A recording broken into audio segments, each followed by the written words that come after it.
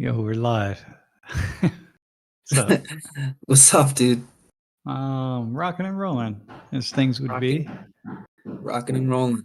Yeah. And yeah, it's good. Having a bunch of work done in our bathroom, which is right behind me. Yeah, I can And hear it. yeah, a lot of pounding, a lot of drilling today. Fine, How's we're at that the going? end of it. It's been 2 months, about 8 weeks. What are they finishing up? In the shower, putting in some handrails and different things. Yeah, so it's good. Yeah. That is good. Yeah, yeah. The one will they be finished like ended today? Maybe like Dude, no, man, who knows? Another week. another Who week. I have no idea, man. Do they Yeah. have a cot? Do they stay there or do they go? Do No, they but leave it's at the end of the day? it's interesting though. It's just one person, and we get to know him. He's part of the family now, so Yeah. here every day. You guys give them like glasses of lemonade, Yeah, you know, yeah, some. yeah, Yeah, yeah. that's cool. How's your in-person class going? It's going all right. Yeah, it's going well. Interesting Yeah. questions. Uh, and drilling through the tile, by the way, thick tile. So We can hear it's that. yeah. So you Uh-huh. know what's going on. Thank you. You could mute it, but what's the point? Yeah, no, Um, we like this. It's nice. yeah. It's So real. that's what goes on inside my brain pretty much every moment except when I'm sleeping. That kind of What, sound of a drilling? drill. Yeah, it just feels like my brain just is That nonstop. sounds painful. Yeah, well, it is what it is. That's the price of being I don't know, of thinking. Yeah, that's Yeah, what it who's is. drilling? What's the source of the drilling? Like, where's it coming from? Is Yeah, it I like don't know. different news? Or, what's Yeah, everything, man. Everything. everything? Just True, true. thinking about life and death and meaning, the whole thing, man. It just You goes thinking, on and on are you thinking about life and death a lot? endlessly. Every day? Yeah, I never don't think about it. So, Yeah. Yeah. Keeps you grateful, I assume. Like, yeah, yeah, just drum on it. Miguel says, yeah, that's yeah. so. Anyway, listen, All man, a right. lot happening in the news. God, holy smokes. I'm Mhm. wondering, I'm just not, like this Epstein stuff. I mean, I'm following it as best I can because it's pretty, I mean, it's pretty astounding, actually. I mean, this is one of those stories where you're just like, okay, where is this going to go? Yeah. And we know basically, we have a really good idea of the creepiness of these men. You don't have to think too hard to see that, you know, Trump and Clinton and Epstein and all these guys are pretty creepy. I mean, that's all you got to say. And Yeah. Hmm. yeah, But I so like did you see like the SB or I didn't watch it, but like the SBs, I guess Shane Gillis made a few yeah, jokes about it and he was yeah, like, "Ah, let's just yeah, move on. yeah, yeah. Let's Let's just move move on. on." No, it's very striking actually that people wouldn't really be demanding some kind of accountability or at least the truth. Like, hey, you got to let us know. Is there something in there that's really un, very disturbing and problematic that we want to know about? People demanding, aren't people? Yeah. Well, okay. I mean, I don't know what are you gonna do, right? The courts now just ruled that they down in Florida they don't have to unseal that, and that's a Florida thing. So that's for the Florida courts to decide. That's not the president Biden didn't have the ability to unseal that, even if he wanted to, and which I'm sure he didn't want to, and that kind of stuff, right? So my point being I just find it really disturbing that these creepy men of certain ages uh, can kind of get away with their creepiness. That's all you got to say. And it's Yep. not seen as really disturbing. by other Mhm. people, including other men who have young daughters, and who you'd think you'd feel some kind of way about that. You And think, Trump is a part of it? well, he's of course he's in it. I mean, he flew on the. We know that he flew on Epstein's plane. How many? Quite a number of times, right? And so we know that. Where'd he go? We also know that the manifest on the plane, it never really says where it's going. They get on it, what I think the Teterboro Airport in New Jersey. It doesn't say, it says who's on it, but it doesn't say where it's going. Like, when's the last time, when does that happen? Right. So there are a lot of stuff like that, rich people, some people, they just live in a different world. You're just able to get away with certain things. And so for Yeah. me, um, I find it to be uh, just really just kind of annoying at a level, and yeah, just annoying. No, like, what like, what's the reason annoying is the term you used? I think if you have money and you have power, you just can get away with things that other people can't get away with, and I find that to be really just problem. As somebody from the working class, uh, I it's as as someone from the working class, um, I just find that really problematic. You can, in the working class, you live your life, like you work really hard, you play hard, you do an honest day's work, and then you get paid. And that's kind of how it is, right? And the honest day's work, meaning that you're prepared to work really hard. And if you're, unless you're of a certain personality in which that you're lazy or you don't want to work hard, but mostly the mentality of the working class is that you work hard, you play hard, you get a fair wage. And sometimes you find out that's not really true, and it doesn't apply to everybody. Like, it's And not true outside of the working class? yeah, yeah, people they have ways to get around that, and Mhm. yeah, And so then even within the working class, there's people taking advantage of power, right? yeah, Like, there are people, super yeah, for valid. sure, yep, yep.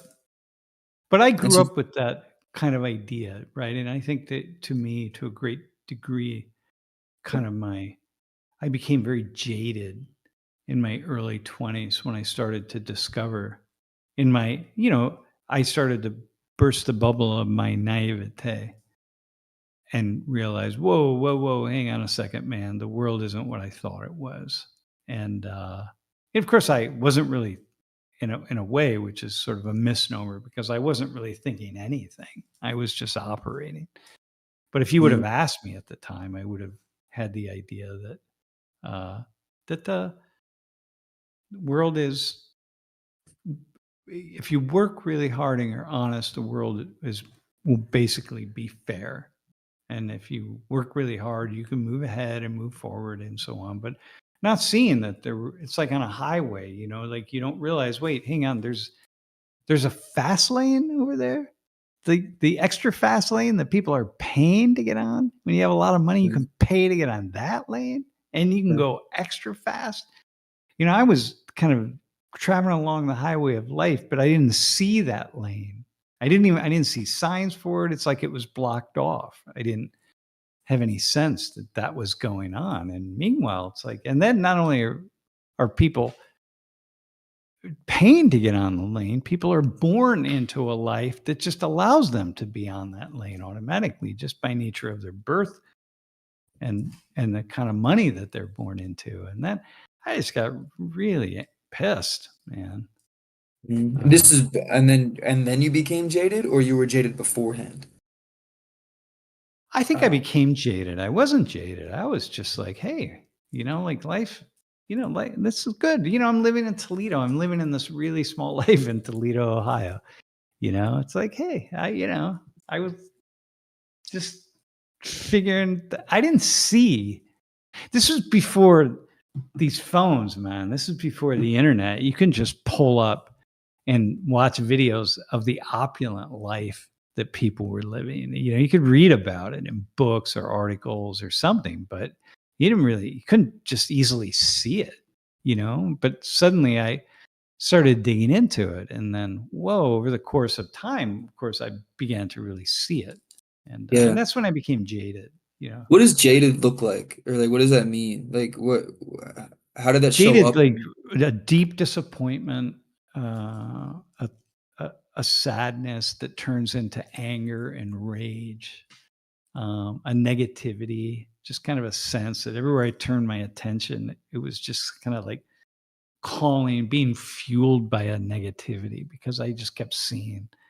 But you channeled that into education though. Yeah, Because it doesn't sound like I channeled it into learning more as much as I possibly could so I could teach it to other people, man. So like, whoa, Mhm. whoa, whoa, hang on, you guys aren't paying attention to this. Check this out. Look at what Right. look what US government is doing in Latin America, right? Look at what Right. rich people are. Look at the tax breaks that wealthy people are getting. Hey, have you ever heard of you've heard of welfare? How about wealth fare? You know, about all that. You don't like you just think about this the big beautiful bill or whatever it's called, you know. And you think Mhm. like people are celebrating kicking poor people, less wealthy. They're not all poor. Some people are scamming the system, but you know, a relatively small number of people are scamming the system.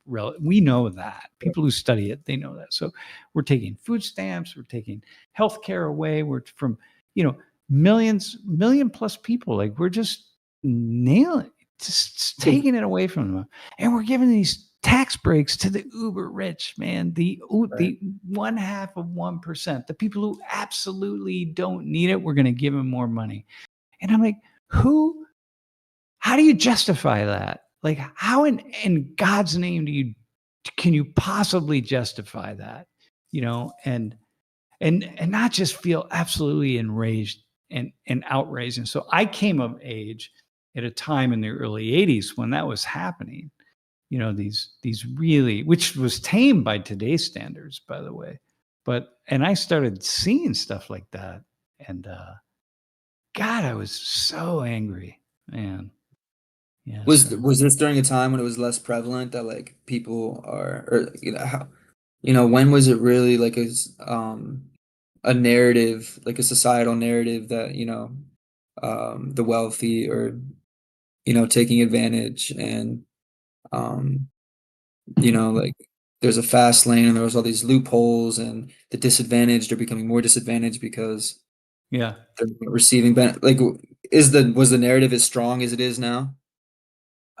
No, no, because we didn't have the same media sources that we do now. So people who were sort of putting this out there, you had to go find it, right? Like I started subscribing to the Nation magazine in probably when I was like 23, I think. I subscribed to the Mm, Nation, and the Nation was well, it would be seen as a left magazine, but it really was just critical of power. So the Nation didn't change at all when Democrats were in power. Didn't change in any way from when Republicans were in power. They were still critiquing the same power sources. So, you know, but although it's seen as a far left publication, when you read it from, you know, year to year, nothing changes. They're critiquing the Republicans and Democrats and rich people regardless. It doesn't really matter power, but mm. nonetheless, I started reading The, that, the and nation wow, they the Nation, yeah, would and critique whether whoever was in power, whether it was, you know, Democratic or Republican, they would critique either way. It wasn't like supporting an agenda. Like, was this yeah, when yeah, news was more unbiased? Like yeah, news was maybe more yep, news rather yep. than So like the Reagan tax cuts in the 80s, you know, gave way to the Bush policy. So it was, you know, for me, it was like, say, 10, maybe 8 years, because I started reading it. No, hang on. When did I start reading it? 1983. So that takes me up to about 1992. So it's about 9 years of with a Republican administration, right? mm, But as soon as Clinton took over in 92, well, 93, it didn't change at all, man. It was just dug right into Clinton's policies. So even though it's seen as far left, right? And so then, you know, I started reading the Reason magazine, which is the libertarian magazine, which is really really conservative. And National Review. I read National Review for a while, and that was Libertarian, but still conservative. libertarian is the icon of personal liberty, man. Individual liberty. That's the libertarian stance, right? You Mhm. support individual liberties at all costs. So you want small government, small constraints on individuals being able to act in their own best interests. And it's presumably when people are doing that, then people are going to be, most people are fair and honest and going to treat other people in fair and honest ways, because that's how life is, right? And that is true across the board. So presumably See, when you do that, you give people the power to do that, then they're going to respond accordingly. Yeah. okay. I wasn't sure if you were saying that the libertarian was like more inherently conservative. I wasn't sure if that's what you were saying. Yeah, that's what I'm saying. And so it is the true conservative position, right? So Okay. whereas the Republican position is like whatever, I don't even know what that. Well, it's the same as a neo-socialist position. Actually, they say this nonsense. Yeah, okay, we're gonna shrink the government. Wait, we are? Why is it that you sort of squeeze the balloon over here, but we're growing the government over here? We're growing police, we're growing immigration, we're growing all these other pieces of government, but we're shrinking these pieces. You see, it's a game. So you're not Mhm. really shrinking the government. And a true conservative position would be, you don't have any, like a libertarian position, you don't live with these deficits. Like, this is crazy, right? Taxes as low as they can possibly be, but you can't, you got to pay for services, man. We live in a sociological reality that you're going to have to pay for. So So the anyway, things that they're shrinking, you're saying, are like welfare or, yeah, yeah, yeah, social yeah. supports. Yeah, Yeah. yeah, right. So Reagan, for example, shrunk welfare tremendously, but he grew the military. Military spending went through the roof, but welfare spending went down. So we're going to small government. Well, if it's small government, then shrink the military, man. You know what I mean? That's the Yeah. nature of it. Shrink the police, right? Shrink the courts, shrink the prison system. But we saw the rise of the prison industrial complex under Reagan. Shrink that because the war on drugs took off. It's like, why can't people smoke marijuana, man? What's the problem? Right. What are they doing? No. Mm. We started arresting more and more people for smoking weed inside their own homes. By the way, they're not hurting it. Even if you're doing coke or whatever you're doing, if most drug crimes are victimless crimes. I mean, maybe if you're an addict, that your family is a victim. You have to deal with all that. But the point being, what I do to my body, I do to my body, right? Mhm. So anyway, under the Reagan administration, it was a huge thing. The drug war takes off. We need more That prisons. Then we and the privatize prisons, and private prisons want more prisons because you want more prisoners. Because if this is my job, if I open a prison, you and we open a prison, yeah, we want to fill it with people. So then we got to right. lobby the government to, hey, you got to arrest more people because we need to Mhm. fill our prison because this is Yeah. our private practice here. You know what I mean? So is the Reagan era the same time that there was, you know, it's so interesting because like Irvin talked about this on, the video during the Social 19 summer class. That was one of the videos Yeah. this past week on Irvin talking about his story. And then there was a Joe Rogan podcast about this man that was, I think maybe in similar age to Irvin. And they both spoke on the time that like drugs started infiltrating their Yeah. communities. Yeah, yeah, yeah, Um, yeah, and which is like I was seeing those two parallels from two different yeah, yeah, people, and was that during the Reagan time when yeah, cocaine and like really started infiltrating and like drugs? Because I think Irvin was saying like, yeah, we were trying to advocate, we were like yeah, really trying to like no longer were we trying to fight our brothers 5 blocks down. We were trying to like communicate and build a brotherhood, yeah, and yeah, yeah, then the the police force, like, they were just not about that. They yeah. didn't want that. He was saying, was that Well, at the same time the Reagan, was that during the no. Reagan thing, or was So it what after? Irvin was referencing is in the Mhm. mid to late 1960s when we first saw that drugs really come into communities, So that's when it northern was. northern urban communities. And then the 70s, right? Different kinds of drugs. We saw heroin for the first time. You started to see cocaine. For me, I started really people around me, like my friends, started using cocaine probably in about 1976, 1977. I started to see it, people would have. Mhm. And and so Is that your yeah. ringtone? Yeah, that's Lori calling. Okay. Very Okay. classic ringtone. Yeah, it's the same. Yeah, I just want to be just like everybody else. So You anyway, should make that's it when the we drill sound, but yeah, I should. Right. Okay, I'll go and record that. yeah. So so we saw that uh I and then under Reagan, so drugs really Who things was under start to really administration then, explode. the 60s and 70s? Just to Well, like in the end of the concrete the 70s. timeline.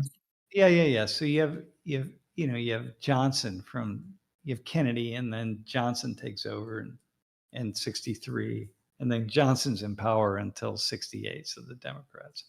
And then from 68 to 74 or 73, I think he was impeached in 74 as Nixon, and then Ford took over for Nixon when he was impeached. And then it was Jimmy Carter in 76, right? So it's all through that time, drugs, things in the cities, man, are in pretty bad shape. So by the time Reagan rolls into power, it's going to be, just like, hey, this is a law and order world. And, frankly, man, the condition of a lot of the cities was such that people really want that, because come on, man. He broke up. New York City was pretty bad shape, man. So, I mean, different cities. So That's so anyway, interesting. So who and was this during the same time when they were saying like the CIA was a part of the, or I might yeah, be getting things mixed up, when the CIA was a part of like infiltrating drugs into like yeah. US cities, and then Yes, after that it's all about law and order, or was that there's some of that, right? But look, my reading of that, and I've been sort of paying attention to the CIA since probably about 1984. okay? I think I read my first book on the CIA in 1984. So there's a lot of people that talk about that, but they talk about it without facts. Okay, so Hmm. it's one of these things. Like me. There's the reality of it, and then there's the urban legend of it. Okay. But yeah, Mm-hmm. there's no question that there were some secret agencies that were dumping drugs in urban areas. I think it's quite well documented. Well, 60s, documented. 70s, or 80, like Yeah, it in the was early 80s. Yeah. And some of okay. it was, like the Iran Contra affair was, they were the Iran Contra affair was selling weapons to Iran. Iran was this was after the Ayatollah Khomeini, the Islamists took over in Iran. Wait, this is different, right? Because Yeah, I it's a whole know. different thing, dude. There's so many things, man. Like here, like here. Look, check this out. So um, check this out. So this is the kind of stuff that I'm like digging into, and I'm losing my mind, right? yeah, just go ahead.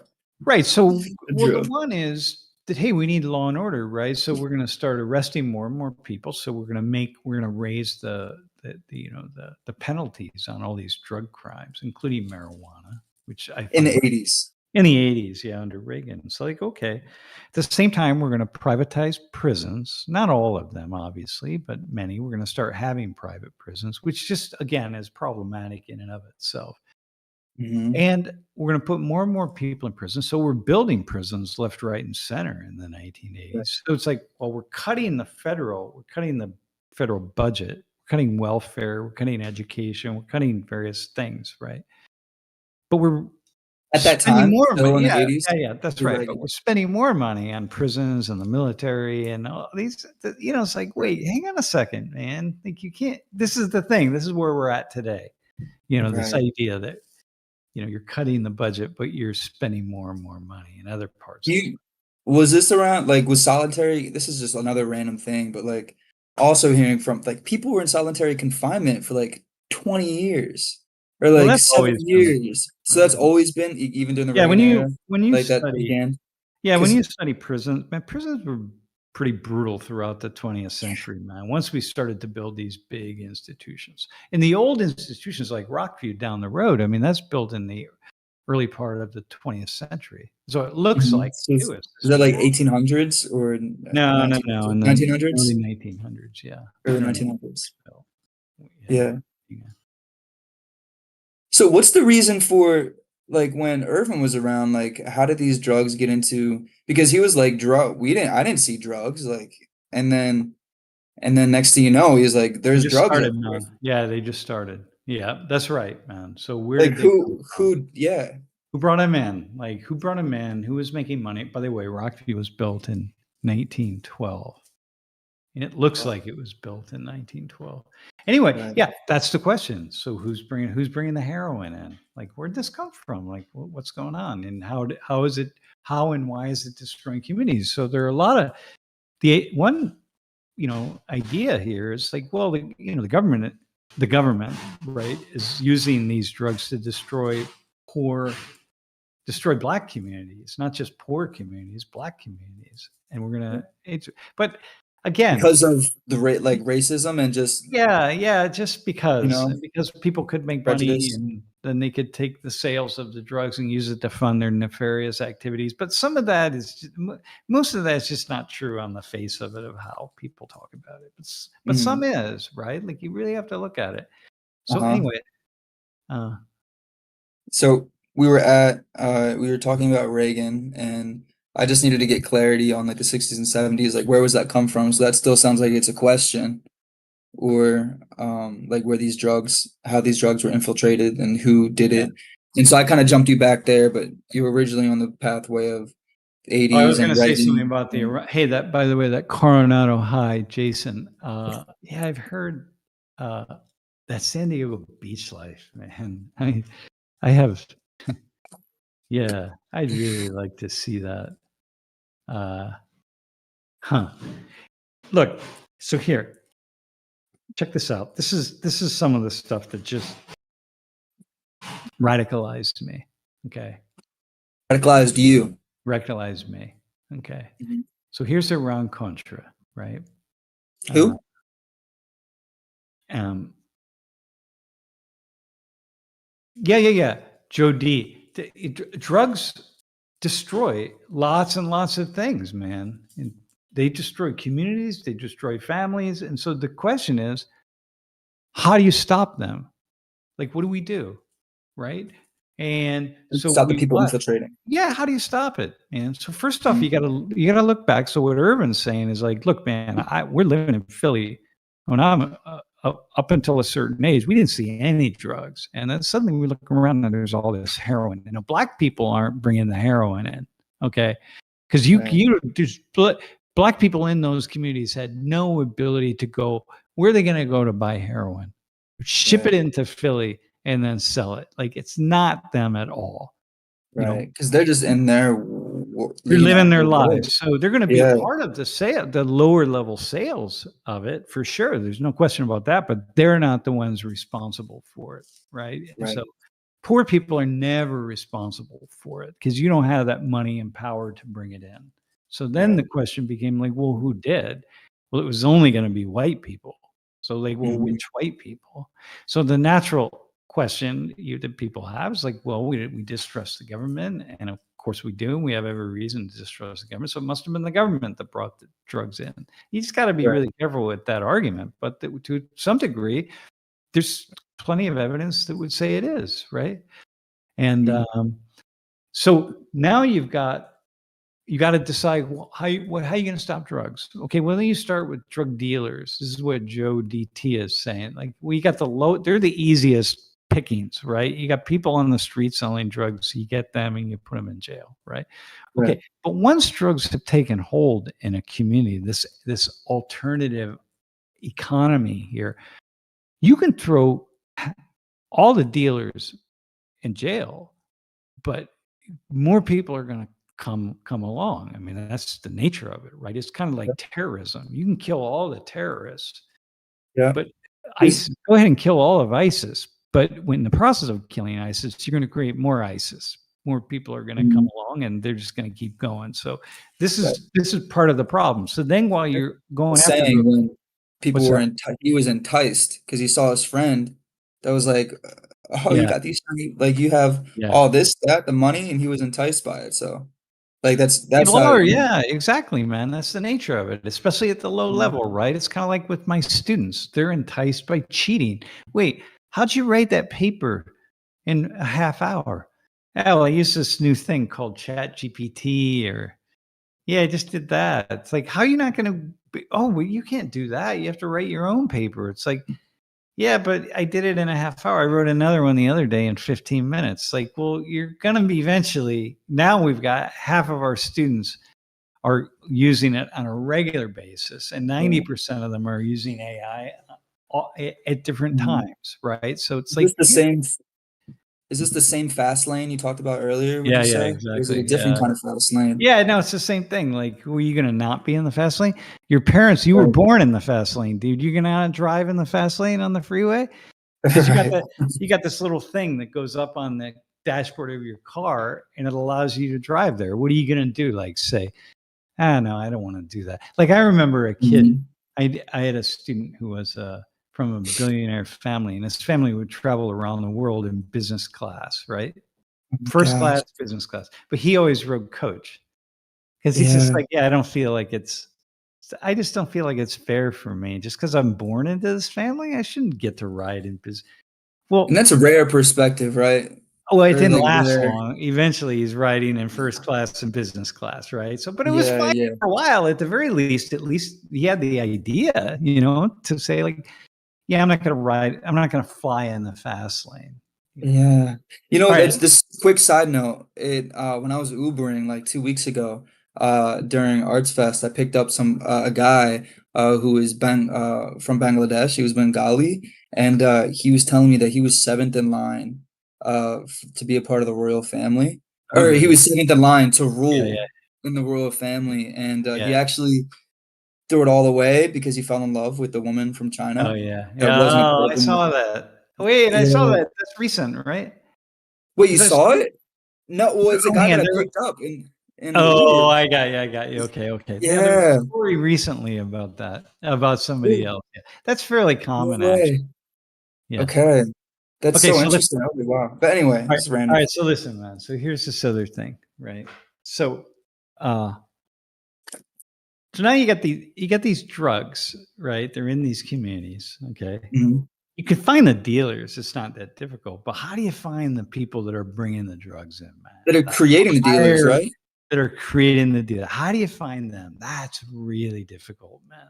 And Yeah. like I read this story, it was I think in the Washington Post about these dealers that were selling heroin, and they were selling up to a community in Maine or New Hampshire. Maybe it was New Hampshire. Oh, man. It's a long There's a story. huge And mhm. they walked through uh, how difficult it was to find one dealer and put that single dealer behind bars, man. Whereas they could any number of low level dealers, they could like go find him on the street, but this was the main person, man, at the top.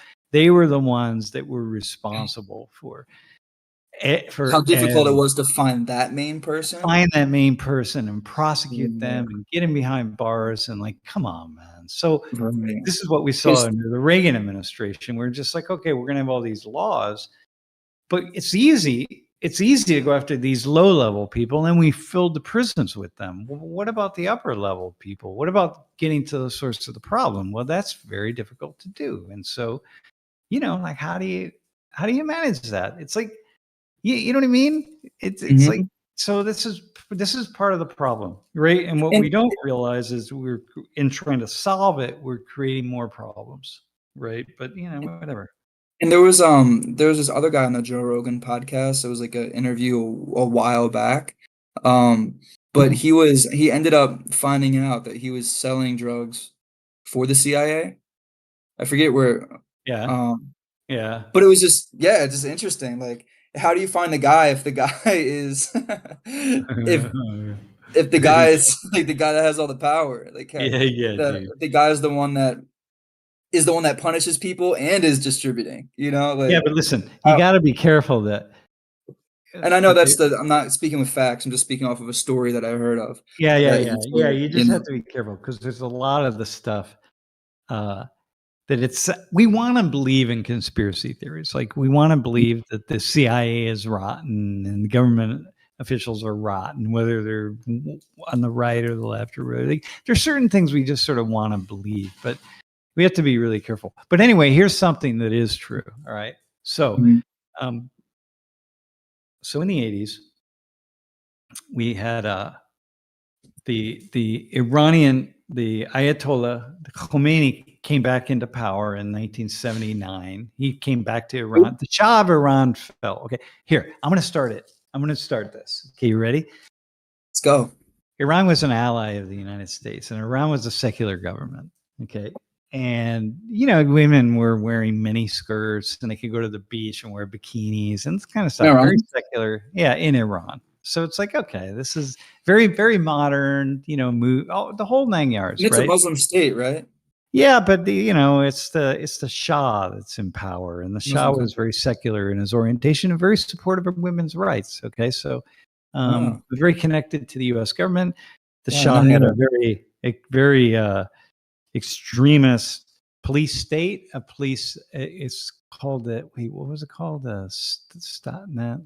The Oh man, the police agency in Iran. It'll come to me in a second. But Hmm. anyway, Hmm. um, yeah, so they were they didn't take any prisoner, man. I mean, there was no dissent at all. Like you just were going to follow. This was a dictatorship What do in you Iran. mean, no prisoner? Like, as Yeah, in, they didn't suffer any fools, as Mr. T would say. Okay. They what were does like that mean? meaning meaning that you better shut it's like Saddam Hussein in Iraq, man. You better just be quiet and Oh, people just know follow the rules. stay in your lane and know your rules and don't question the government and don't speak out against the government. That's just kind of Mhm. what it is. So Well, they didn't they need were prisoners because people followed. Like, yeah, they you just wouldn't cross followed. But those they had lines. but when you did, but they had lots of prisons. And so when people weren't following, they were throwing them in prison. Okay.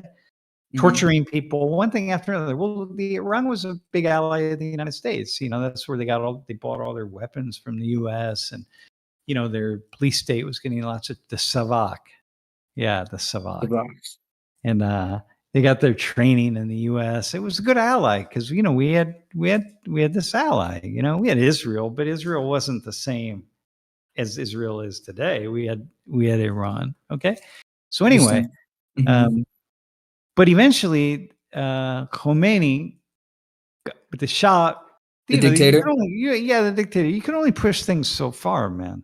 And Pav, Pahlavi, I think was his name, the family name. I had the one. Pushing things so far in terms of like total control or like Yeah, rule. yeah. Or, You can only push things so far, man. You know what I mean? Like, you can you can have your police state. You can go out and arrest if people are protesting against your government. You can go out and arrest them, but you better be very careful before you go out and start shooting them. You know what I that's mean? what 'Cause happened. yeah, this is like you start pushing this stuff, man. It's sort of like Mm. we're seeing with right now and going after undocumented immigrants in the United States. Yeah, you can have ICE, and ICE can show up on the city streets with their masks on and so on. But when they start beating people and if they start shooting people, like Yeah. protesters, whatever, that's just no, that's not going to fly, man. You Yep. might think like, oh, you protesters, you deserve to be shot. Yeah, great. Go ahead. Crazy. Have that idea. But when the U.S. government starts doing that to U.S. citizens, people start to Hmm. rise up, and that's Yep. kind of what. Okay, so that happened in Hmm. Iran. Eventually, Khomeini, who was in exile in Europe, he comes back, and then everything falls apart. Right? They took a bunch of Americans prisoners. This was in 1979, and they were Iran. prisoners So for somehow there was a loss of trust, yeah, or I yeah, thought yeah, they yeah. were. Well, the Americans were at the embassy there, so it was like 500 plus days, I think. I don't remember the exact number of days, but they took over the embassy and they took everybody prisoner. And so So all these Americans were students, rising up in Iran. no, no, no, no, no, no. Iranians are rising up in Iran, okay, Okay. against the Shah of Iran. The Shah of Okay. Iran gets overthrown. The So how come there were Ayatollah, who's the Muslims? religious precept of Iran, the leader of Iran, right? The Mhm. religious leader is brought back into, he flies back in and he becomes the supreme Ayatollah in Iran. Okay. So Ayatollah. now it very quickly transforms. The military is disbanded. Lots of the Shah's people are thrown in prison. Um, it becomes the the Islamic Republic of Iran. Okay. So Okay. Where did the distrust from? Because I thought they were an ally between America. they What were, happened? but they were until the Shah falls apart, man. The moment the Shah leaves, the moment he's overthrown and he had to escape on an airplane, the moment then the United States has been backing Iran, we become an enemy of Iran because Iran is now not the people. I mean, most of all the people who were wealthy people in Iran, so many of them got out. They took their money and they got the F out, So right? did people Because, hate Iran or hate America because that means like in a way yeah, America was supporting dictatorship? no, well, yes and no, man. If you didn't, if you know, if you look, if there's a scorpion on the ground and you leave the scorpion alone, it's not going to sting you, right? And if you Unless it have, comes. if you're really comfortable and you're sitting in your lawn chair drinking a beer and life is really good and the scorpion is walking all around and you're like, yeah, I'm cool, man. I'm just here drinking my beer, having my really nice meal. You can walk all around all you want, scorpion. I don't really care. You're not going to sting me. So, like, you might, but if I try to stamp on you or I try to kick you or I try to get in your way, you might sting me. But right, if I'm And just who's going to the leave you human? alone, man.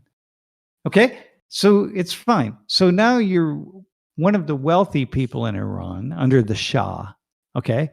It's a Who's the scorpion dictatorship. and who's the human? So the scorpion is like the Shah's Savak, the secret police of the Shah of Iran. Okay, the dictatorship. Okay, you got Okay. it. The Okay. scorpion is the secret police, and the Shah. It's like, look, man, I'm gonna not speak out against the government. I'm not gonna speak out against you. I'm not gonna protest. I'm not gonna do anything. I'm just gonna live my life. I'm gonna wake up in the morning. I'm gonna brush my teeth. I'm gonna take a leak. I'm going to have my coffee. I'm going to live my life. And what am I going to protest about? And especially if I have money and I have privilege and everything's fine for me and my kids are going off to school in Europe somewhere and it's all good. It's like I'm not poor. What am I going to critique about? Life is good for me. So I have Or no the reason. uprising. I don't care that I live in a dictatorship. Like I don't give a Mm, shit.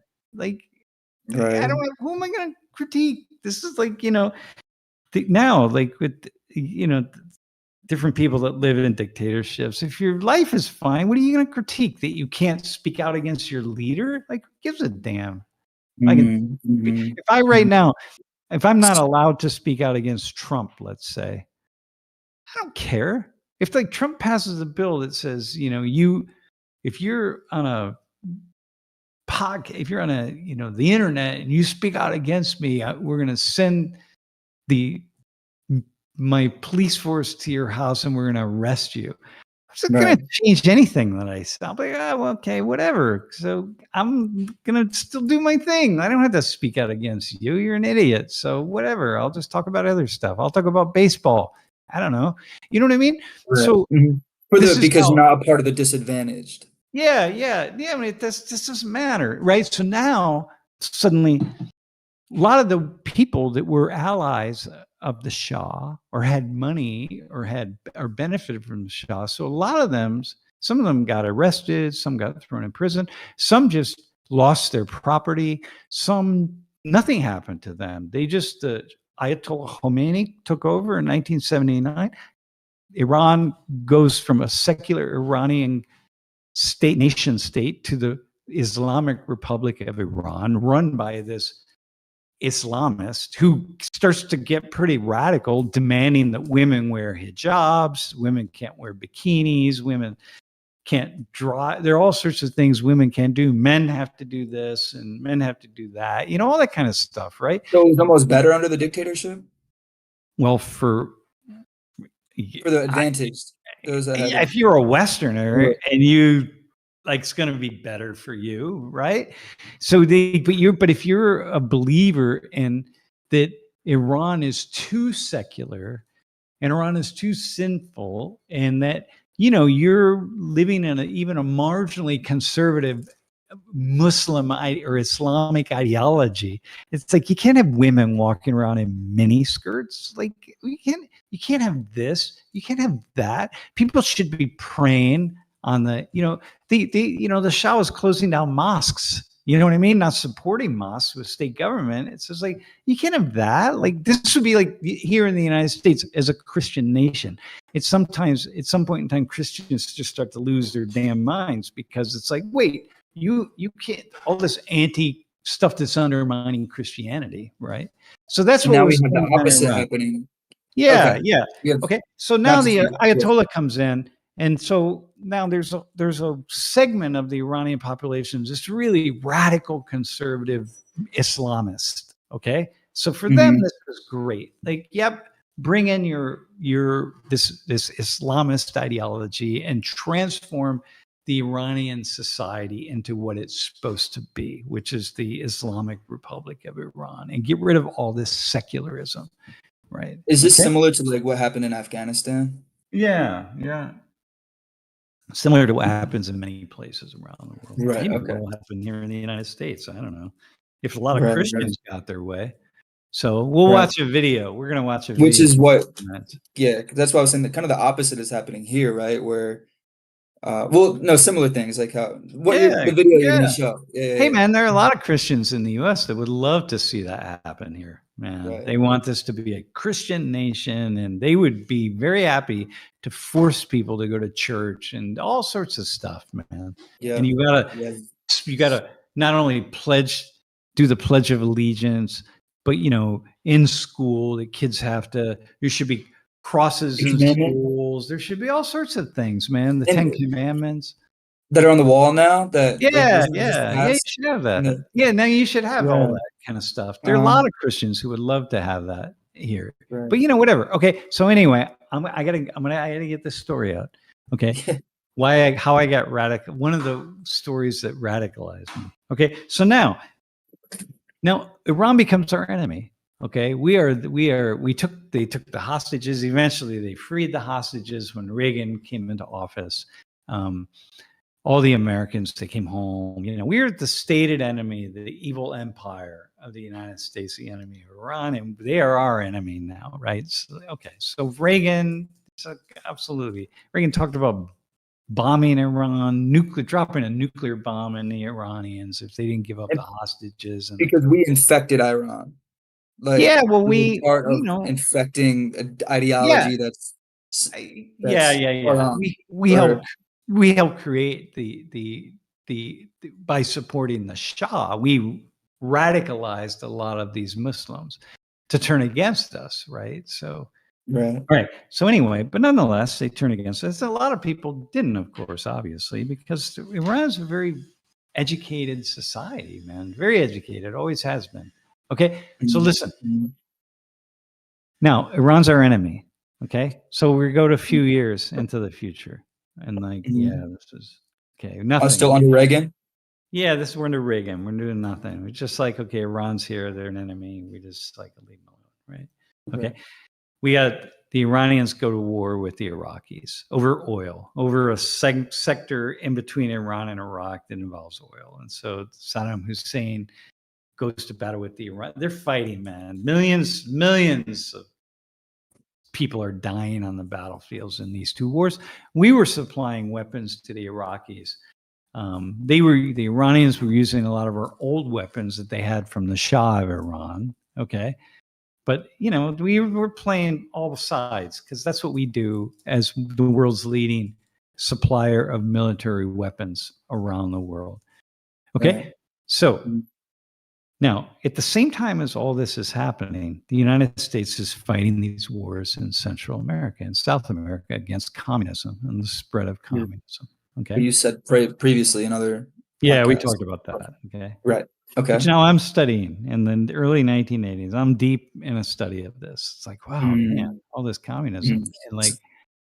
And so the idea is that we supported, just like we supported the Shah of Iran and all of his military police, we supported lots of right-wing governments in Central and South America because, they were opening their countries to our business interests, right? And our businesses needed to operate freely, for raw materials and fruits and vegetables and all sorts of things. So it's like, okay, so access to labor. So, we did that. So we supported all these dictatorships in South America. Minimizing local economy. You Yeah. said that's the Yeah. beginning. Okay. Yeah. Yep. The whole thing. Well, Mhm. in Nicaragua, right around the time that the Ayatollah rolls into power, the Nicaraguans overthrow their right-wing military government, who was brutalizing. This is Anastasio Somoza. That was brutalizing the Nicaraguan people, man.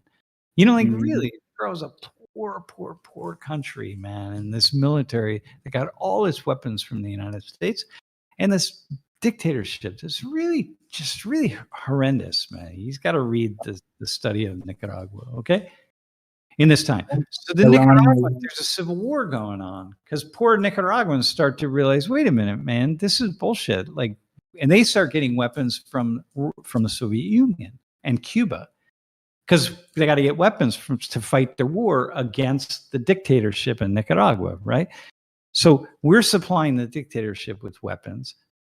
The revolutionaries, combatants, are secretly getting weapons from Cuba, who's getting them from the Soviet Union and different places, right? Other people. And of course, American weapons producers are supplying them with weapons too, because they'll sell weapons to anybody. Just like, if you're like selling Coca-Cola, you'll sell Coca-Cola to anyone who wants to buy Coca-Cola, even if it's Pepsi-Cola. You don't care. All right. uh-huh. So eventually they win and they overthrow the Nicaraguan government. And so, okay, so now we've got this government called the Sandinista, and the Sandinistas were named after Sandino. Sandino was a revolutionary that fought against the Spanish, right? For All of independence Iran and Iraq are still fighting in right the early now. part of the Yes. 20th century. So now you got in Nicaragua, you've got a leftist government, okay, Mhm. a Marxist Leninist government that Mhm. storms into power by mostly poor Nicaraguans who overthrew the military dictatorship that was supported by the United States. Okay. So now you got Yep. this Marxist Leninist, So like same thing as Iran, same essentially. thing in Iran. Okay. Yeah. So Uh-huh. now this is the beachhead, man. So you got Fidel Castro in Cuba, and across the water, Supporting the it's, Fidel Castro is, Sure. this Marxist communist regime in Cuba. They did the same thing Right. through Yep. they overthrew. So he's like, go ahead, Nicaraguans, like do the same thing that I did, Yeah, so right? they did it. Like, Now uh-huh. this is the enemy of the United States because we can't have a Marxist-Leninist government in Central America. Like, Cuba did it with Batista. They overthrew Batista. Nicaragua overthrew Somoza. We can't have that, man. So we start supplying the counter revolutionaries in Nicaragua to overthrow the Marxist Leninist Sandinistas, okay, that now Yeah. have the reins of power, okay. Wow. And Uh-huh. now Uh-huh. we're now Got it. they're getting weapons. They continue to get weapons from Cuba and the Soviet Union, and now they have the weapons that Were they the also poor Americans had given revolutionaries? them. What's that? Were they also poor revolutionaries? Yeah, Like the ones basically. that Well, was the supporting. leaders always were educated. Always, when you have leaders, are always educated. Like in Cuba, Che Guevara and Castro and Raul and Fidel and all of them. They were the educated elite. They're like the students who sit around in our classes plotting change or whatever. Like, Right. and then because poor people don't have time to be thinking through how to make a revolution happen for the most part. It's Mm-hmm. always certain elites, right? So Right. anyway, Uh-huh. but nonetheless, it's elites with a kind of ideology. It says, And all so, right, all and right, so the US is supporting the revolutionaries to go against this the counter Marxist revolutionaries. counter-revolutionaries. They're Right. they're going to now support these are elements of Somoza's former military, Mm-hmm. it was really had their boots on the necks of poor peasants in Nicaragua, poor campesinos. So now we Revolutionaries regrouped did? them. No, the military government did, right? The Yeah, the ones that military was of supporting the US Somoza, economy. the right winger, right? Okay, got Yeah, it? yeah. Okay. Mm-hmm. Yep, got it. So then you And take his yep. former soldiers, many of them got thrown in prison, some of them just converted over and started supporting the Sandinistas. Others, who knows, went to Guatemala or El Salvador, who knows where they went. But Mm-hmm. some just went back to wherever. But some of them regrouped and said, hey, we're going to fight against these Marxist-Leninist Sandinistas. Okay. Right. And so then they We're say, like, supporting local economy. The Sandinistas were like, yeah, we're the building our Sandinistas were country. like, yeah, we're going to support our government. We're going to kick out Yeah, the American Dole Fruit Company, Chiquita brand fruit company, all the ones that came and took over the land. They paid right. the elites to get access to the land, and so they planted all their bananas and pineapples and whatever, man. They're on our land. Yeah. Like the poor people got kicked off their own land to plant all of these fruits that are going to get exported to the United States. So now they're saying, fuck it, we're going to take the land back and we're going to distribute it Yeah. to poor farmers that own the Nice. land and should have the land. So as if that should be to Americans, Americans ought to be cheering that because that's just kind of basic, right? But Yeah.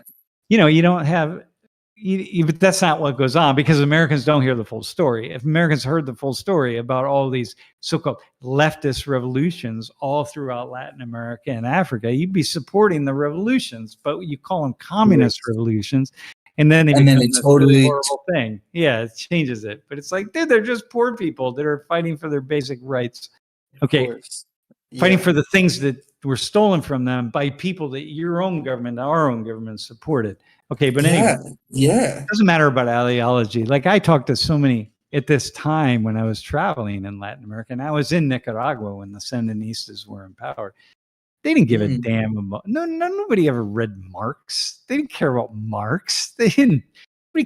Most people were poor, and the illiteracy rate was only at about 40% anyway. They didn't give a damn That was about just a projection. communism.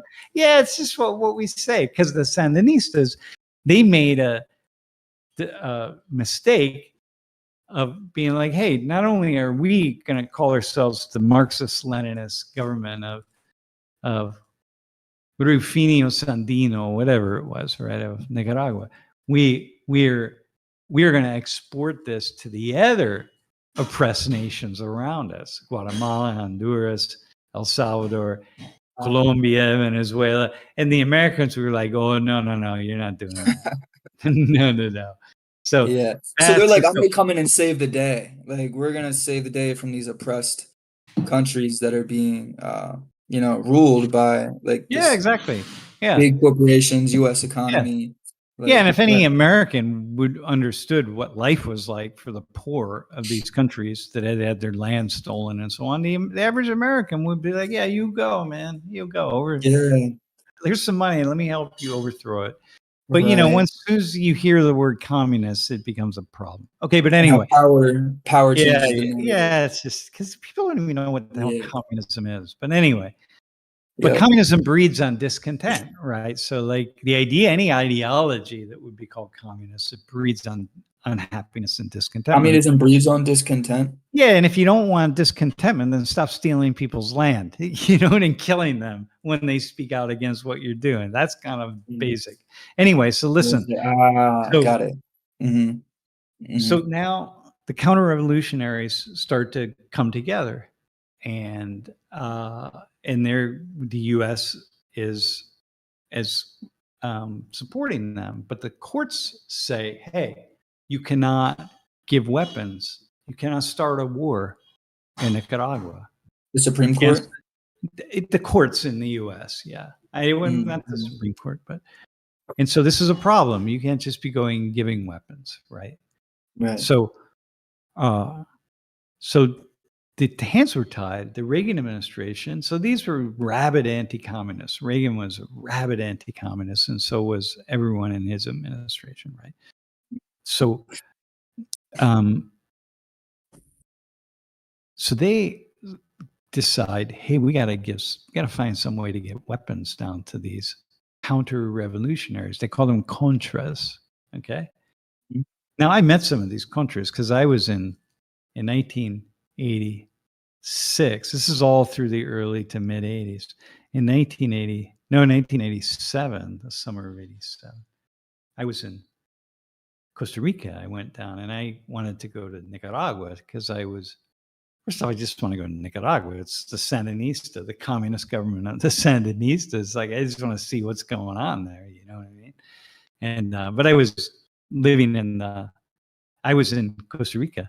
And so I was going to visit a community of Guatemalan refugees. And someone had given me some medicines for this one particular refugee who had been paralyzed by the Guatemalan military, right? With weapons, given to them by the United States. Wait, And so he is was this somewhere different? This isn't in this is in Nicaragua. This is Nicaragua in, now, right? So this is Nicaragua. It's the Sandinista government. It's in Nicaragua. and Okay. Guatemalan refugees were there They were there. They had fled Guatemala and they were because of the because out of fear, overpowering. because the Guatemalan military was killing them, right? So they're like, we got to get the Right. F out of Who here. were being supported by After the that, Americans. who were being So, supported by the Americans, yeah, because they were right, trade unionists. There was a trade unionist family, and you can't support trade unions because you can't do that. That's communism, right? So, like, okay, and these are the poorest of the poor, man. You know what I mean? right, Okay, right. so Mm-hmm, anyway, mm-hmm. yeah, you have to tell Americans, like, yeah, these are people that are trying to support unions in Guatemala. People think like the AFL-CIO, and you're not thinking these are people that are living on $1 a day. You know what I mean? And what they're asking Right, for is $2 a day. You know, right, the two one out of three babies dies before it reaches the age of one. And you know what I mean? It's just like this is just people living in mud floor, people the poorest of the poor, man, right? And right, so people are thinking AFL CIOs and people driving around in F-150 pickup trucks or some bullshit like that, right? These are really poor people. Anyway, I took some medications down, so I went to Guatemala. I had to walk between Costa Rica and Guatemala. I couldn't get a ride there, so I got a ride to the border of Nicaragua. No, pardon me, to Costa Rica and Nicaragua. I got a ride to the border, but then I had to walk through the jungle to get by to yourself. to get to where I needed to go, to the checkpoint, the Sandinista checkpoint, right? And then I had to get to where I could then catch the Pan American Highway, and then I could hitch a ride to where I wanted to go because I had to go like 100 kilometers into the Were you interior. feeling tension when you met the Sandinistas because Yeah, no, it wasn't the you're an American? Sandinistas. I first met the Contras, man, and the Contras were there, and I'm like, holy fuck, man, yo, these are the guys that like they were anti-Sandinistas, man. And they were You know, pro-America. yeah, pro-American, and here I am, this American hippie guy going into Nicaragua. So clearly, I support the Sandinistas, and clearly, I'm anti-American, and clearly, I'm a communist. You know, all that kind of stuff. And I'm That like, was a listen, I'm projection none of on those you. things, but well, I am an American, but uh, yeah, so that was kind of wild. But eventually I get through that and I get to where I needed to go and I caught a ride. And you know who I caught a ride with? I Who? was standing there. This guy uh, had a car, and his driver, these two guys, they had a car, right? And they're like, hey, okay, come on, we'll give you a ride, right? We're speaking in Spanish. The one guy was a baseball player. And he was on the he played with It's he had been a baseball player back. He was at the time he was like in his mid 40s, late 40s probably.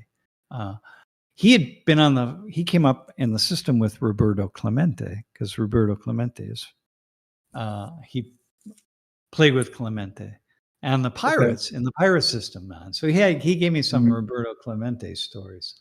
Oh, that's Which cool. is kind of wild, man. You know what I mean? But anyway, Yeah. they dropped me Uh-huh. off where I needed to go, and that Were they was it. positioned anywhere, like Sandinistas, Nah, Contras? they were just living They were life. just people. Yeah, they were just blowing through. Civilians. They were on their way somewhere. I don't know where they were Yeah, going. yeah, yeah. It didn't Uh-huh. matter. Mm. Uh-huh. All right, so And here's the thing. You ready? Wait, yeah. is oh yeah, why are we lagging, Jeff? Fuck. We're lagging because I am uploading a bunch of files because Dude, what the I. fuck, man? Why are you doing that? Well, I did it before. Oh, sorry, I did it before. It's like way before we started streaming, um, and then it just didn't upload in time. But Well, then you should have just stopped it. I mean, the audio is coming through perfectly fine. You guys are coming through better now. I just had to. We can't go on Instagram because it was after I opened up Chrome to go on Instagram. Everything's fine. Like the internet isn't lagging. It's just my computer is having a difficult time. Yeah, we good. Well, all good. the stream is lagging because I'm watching it and it's lagging. The video might be lagging, but I believe the audio is fine. Yeah, people are saying the audio is fine, which is the most important part. And it's only for All right. like maybe a minute that happened. Okay, well, all right. Yeah, we're all good. All right, so listen, man. Yeah. So here's the deal. So we, so in the United States. So you're with the baseball players. You're driving. Yeah, no, that's that was about just a side story. side story. Yeah. Yeah, and so anyway, so the United States, Reagan's hands are tied, and they cannot give weapons to the Contras. Okay, the courts have said, like, yeah, you can't do that. That's just not. Mhm. It's not going to be acceptable, and you're going to need to, whatever. So what Reagan does, they got to come up with a way to get weapons to them, right? And they got to have money because you can't just go to the CIA and be like, "Hey, give us 10 or 50 million dollars." You know what I mean? You got to come up with 10 or 50 million dollars or 100. Reagan's aware of like the oppression, right? Like, yeah, no, Reagan is just like, yeah, no, Reagan was just, it didn't matter. Reagan was anti-communist. And so you got to think that Reagan understood who Somoza was and the degree to which Somoza was killing the U.S. government was supporting a dictatorship that was killing poor Nicaraguans. But like, yeah, you know, it's wow, like things you do for the U.S. economy, like essentially. Yeah. Like, yeah, it just is. Yeah, it just is what it is. Okay. So, wow. P, this is the blindness of people, right? I mean, you're just going to Blindness of see what you Reagan? want of everybody, man. We just like aren't, we're not necessarily going to be willing to see what we need to see. Okay. So listen, so here's what they come up with. They come up with, what we need to do is we need to sell weapons to somebody, and we'll take the profits of those weapons and we'll give them to the Contras, and they can then buy their own weapons. We can't give them weapons, but we can give them money. And we got to come up with a way to give them money. So they can give them money, but they can't give them weapons. They can give them money. Yeah. Well, if it's easier to give them money, you can't do shipping weapons around the world is not an easy thing to do, man. You can, but it's if still you want visible, right? Like, the well, courts whatever. aren't. But dude, it's much easier for you to give me a package of $50,000 than it is to give me a rocket launcher or but with three rocket launchers that cost $50,000 or just a little bundle of $100 bills. It's a lot easier for you to give me the bills. Wouldn't it be visible to the courts though? Like they can't put someone dude. No, that's secret. It doesn't matter. So here's so what they they don't did. see that. It's not visible. So they found a way to sell these weapons that they somehow were able to pull out of stores in the United States, right? And I don't remember. I remember reading where they actually got the weapons, but they sold them to Iran, to the Iranians. Okay. These are our enemies. Sure. Yeah. Got it? Remember, we're going back to Iran. So this is the Islamic Republic of Iran, who hates the United States. They're already starting to push these little tiny acts of terrorism in different places, just a little bit, right? They're starting to do some of the nefarious things done today. Yeah, because the current Islamic State that was that hates us, okay? And we hate them, but we get them on the phone as a little secret phone call and be like, "Hey, Ayatollah guy, how about could you guys use some weapons? Because they're fighting the Iraqis and they're fighting different wars and stuff. So it's like, and the U.S. is supporting Iraq. Yeah, and they like, okay, we're also supporting Iraq, but like we know you're fighting Iraq because we know that because whatever, we support them. But now we're also going to support you. How much can you give us for these weapons that we'll sell you, and what do you need? So they we get the money and we give it to the Contras to buy weapons to fund their war against the Sandinistas. Okay, that's that's the thing that turned the corner for me in terms of the nefarious dealings of my own government. Right. Yeah. And So- like, what were you like? Yeah, what were you interpreting just in that time? Like, you were just like, how can you go back on your word? No, Like, it's just it's just like all evil. these. First off, you Yeah. can't Yeah. because you can't believe anybody, right? You can't. Mhm. And by the way, Oliver North, the guy that was in charge of this, he's a big guy on the internet now, talking about all the nefarious dealings of the left in the United States, right? Like big pro-Trumper guy, pro whatever guy, you know what I And mean? he was in the And like, administration at that time. yeah, he was a military. He was a was he a general at the time? He was in the Marines. I think he was in the Okay. Marines of the Army. But I want to Right. say Got lieutenant. it. yeah, lieutenant. I think he was a lieutenant. I think yeah. that was it. Yeah. And so he becomes so then but they got caught. They got caught because like they got caught in South America because like an airplane got the Sandinistas shot down an airplane, and also they were selling drugs in order Wait, to how did they fund get the caught? CIA. Because the Sandinistas shot down an airplane. When they shot down the airplane, it had information on it about these weapon sales, and like so all this nefarious shit happened. And so it's just horrible. It's horrible, man. And Yeah. Jenny said it was Vietnam for her. Yeah, I was too young for Vietnam, but yeah, I didn't have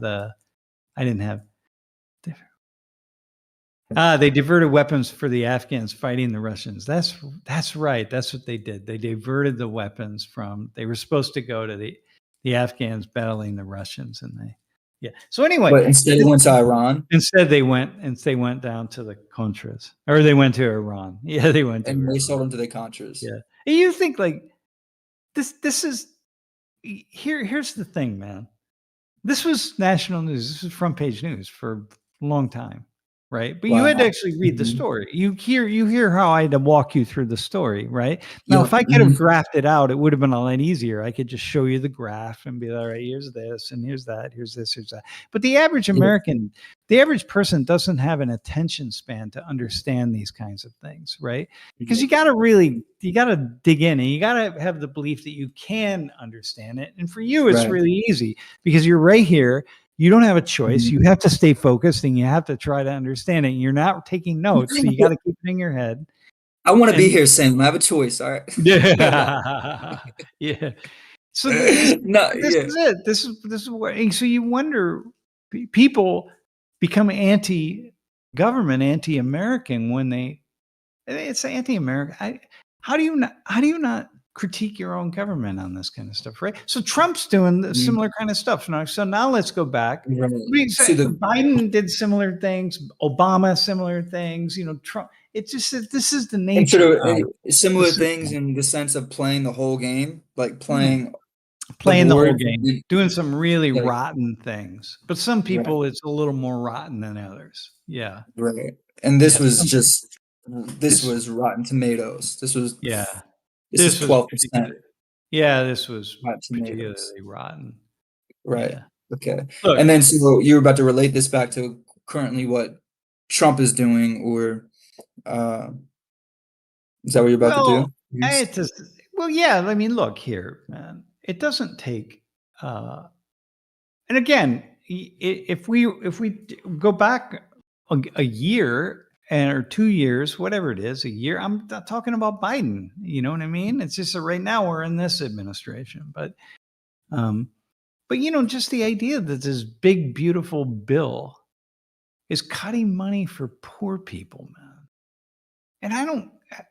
Again, some of them are stealing from the system. You're getting some kind of food stamp benefits, and you're like buying alcohol with it, or you're selling your benefits to your neighbor, and then your neighbor's buying it at a discount from you, and then you're taking that money and you're buying crack cocaine or fentanyl or whatever it is. Okay, that's happening. It's a small Okay? percent, right? Some Of percent, but people, it's not some very percent. large. But Yeah, but the idea that we could say, like, okay, we're going to cut all this off for people, and yep, yet we're going to give these big tax breaks to the wealthiest of the wealthy, and you're just kind of like, that's like me, like, wait, you're going to sell weapons to the Iranians? That's our enemy. right. Where are they going to use those weapons on? They might use them on us, and then like you're going to take that money and you're going to give it to these people down here. It's like, wait, Yeah, what? right. This is the kind, when you run into that, you it's me, I'm like, uh, at that age that I'm digging away at this, and then experiencing it firsthand, of course, right? Yeah, yeah. It was just very disheartening. It's so unfathomable. It doesn't make any sense. Like I kind of I read something, like I'm not always paying too much of attention, but like sometimes when I see things like just random, I'm not sure how big of a deal you think this is, but when Trump said that like we need to change the name, this is different by the way, but like when Yeah, Trump said we need to change the name of like the Commanders back to the Redskins, and he was yeah, like, if we don't yeah, do yeah, that, yeah, and it's like, bro, that doesn't, like that's, it's offensive, right? Like it just like all these things that don't make yeah, sense, yeah, yeah, even yeah. though it's a lot smaller, but No, dude.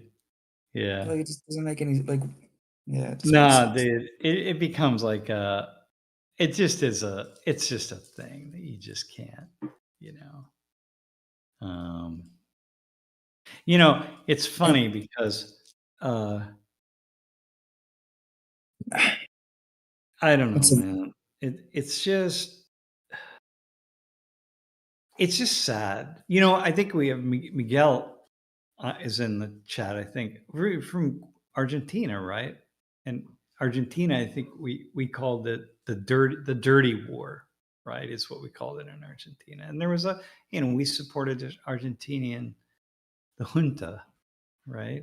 Or like the dictatorship, right? uh-huh, And and that that we're was doing the same thing. it's the same thing, state terrorism Yeah, in the mid '70s to the mid or early 1980s. And it's the same thing, man. There were yeah, so many people that were hunted down and killed. right. I don't remember how many it is, but I think 20,000, 20 to 30,000, something like that, were killed in Argentina. And And at the core of this is wealth, like at the core of it every time. yeah, Yeah. yeah, it's just in Chile and Brazil. It's the same thing, man. It's just, it's just so. And then because you've got these juntas in power, you get people standing up saying, like, wait, this is no way to be. We need an alternative. Well, the alternative at the time Marx was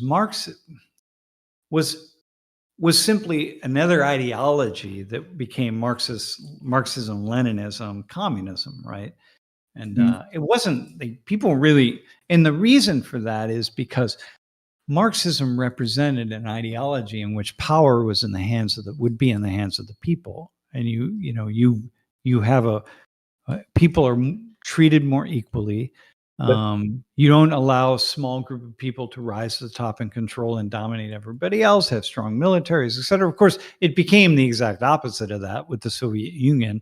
But that's the ideology in Marxism. If you read Marx, is that yeah, we're gonna have greater fairness and greater egalitarianism, right, and equality. So that's an ideology that you would aspire toward. It often didn't work out. It never really worked out that way in practice. Very, very well. I can't say never, but because people always had some justification to get in power and stay in power. Mhm. Like for example, Mhm. Lenin. Lenin would have probably let it go. Like in the United States, like George Washington. People really wanted Washington to continue to hold the presidency in the United States. And there was a very strong movement for Washington to, to stay in power, get reelected again. They would ensure that he was reelected again, and then he would just remain in power. And Washington to his immense credit, man, I mean, Washington just was like, no, that cannot be how this operates in the United States. But there was an entire movement here to hold him in power, to do the same damn thing that everybody else did, right? Like Lenin probably would have stepped out of power, but Lenin dies, Stalin takes over, and Stalin decides, yeah, you know what? I'm just going to have to stay in power in perpetuity, right? Whereas Lenin, the idea that Lenin had was maybe we'll have some kind of elections or something, but Stalin didn't. And so the Soviet Union became just like every other bastard state, you know? So these people who are the communists are who hold on to power are like Fidel Castro, right? Was it? Is it true that I think I heard somewhere? Is this a true piece of news that Trump was trying to do something or like change something where he could stay in power? I don't know. Is that Well, true? people around him were saying that, and Trump. People brought it up to Trump, and some journalists or whatever brought it up to him, and Trump didn't say, "Hey, man, that's never going to happen." Okay. The US Constitution is I was in power for 4 years. I'm in power for another 4 years. I will only be in power for 4 years right now. So So he people left it brought it open. up to him and he left it open. He didn't say, like, that's the stupidest idea you ever heard, man. Right. And so, which is what he should have said. But he Right. didn't say that. Now, Right. you could argue that, well, he didn't say it because he thought it was the stupidest idea he ever heard. But Trump wants to be king, man. That's his personality. He believes that he deserves to be there. He should be there. And he believes he's the best person to be in this position. And there are enough people these sycophants, especially the Christians who think that Trump has been put there by God, who think that Trump should be in power forever until he dies. Right. You know what I Oh, mean? that he's the second He's coming. he's been or the third coming as the Third place coming. the case may be. I don't really know, but yeah, It yeah, the second does. this Is he? yeah. Is there like because like your Depends on where you commentary? live as to who the second coming is, bro. Yeah. All right. If you're Right. from Right. Chicago, it was Michael Jordan was the second coming. You know what I mean? From Right. Boston, it was Larry Bird. You know? Uh-huh. If you're from LA, it's this Otani or whatever, right? It all depends on the sport. And if you're from New England area, it's Tom Brady. You know what I mean? Yeah. Whatever. Yeah. Mhm. Yeah. If from Yeah. Philly, it was AI. No, I don't know. AI. Well, okay. Yeah. AI. He took too many Oh, shots, in my humble opinion. really? I wasn't. I didn't get to see Julius him. Irving, man. How about Julius Dr. Irving, Dr. J, yo. Yeah. Yeah. Yeah. Jumping through the roof. That's cool. Anyway, man. Yeah, that's where we're at. Hey, Jeff, can you play that one Instagram thing about the Christians praying for Trump? This is a perfect place to put that. These are the. I could try. I think you would. I think you would like the this one Joe Rogan interview with a politician from Texas who's Christian, but Yeah. he doesn't have these views where he's like the church and state. He thinks the church and state should be separate. He Oh doesn't my agree. He God. doesn't think That's it's actually all. Christianity, and Yeah. he thinks it's so awful that, there was a law that was just passed where now there has to be 10 commandments on Yeah. like every school institution in the classroom, Yeah. and he's like totally not for it, and he just had really like things that would usually turn people off to Christianity. He was saying a lot of things that are like just really Dude, good to hear hey, about. listen, man. um The vast majority of uh, Christians are really thoughtful people. It's like, okay, you got this, man. mhm. But you just have this sector, this segment that have just lost their damn minds, man. Okay, we Yeah. can't play it. Well, Jeff, you can put it in the. Can you put it in the chat? We Give can't me a play it. We second. can't screen share or something. My computer just can't handle it with everything going on, so I'll go ahead and put it in If you chat. put it, I might be able to Yeah, share my people. screen. It says saying like, oh wait, that's on Discord though. Dang, never mind. Yeah. I'll just put out the No, just put links. it. Put it in the chat. Let people watch it. This is a group of Christians that are really quite praying for Trump and praying for God to. I don't know what the hell they're praying for, actually. For God to protect us and deliver us from all the evil that's around us and protect this great nation and protect all whatever. I don't know. Mm-hmm. It's just, geez.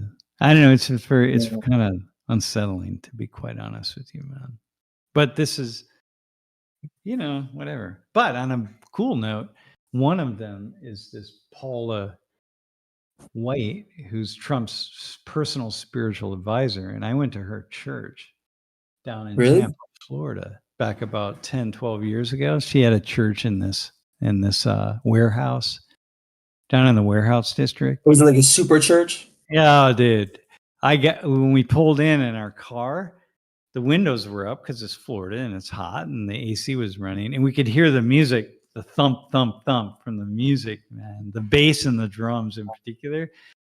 Dude, I was like boogieing across the parking lot, man. The music was killer. And like when you're doing these kind of evangelical kind of, I don't know, modern day churches, you just need bass drums, and like a really good organist is killer. And if you have a great guitarist, that's cool, but it's the bass and the drums that are running the show. And it was fantastic, man. And we went right down to the front too, man. I was like, you were going right in, all in. So we spent about 2 hours there. They were just basically shaking people down for money because, whatever, Yeah, that's what they do, because that's what happens. I think maybe she needed an airplane or a jet or something. just about to mention. Yeah. But So I gave that him was the feel? $5.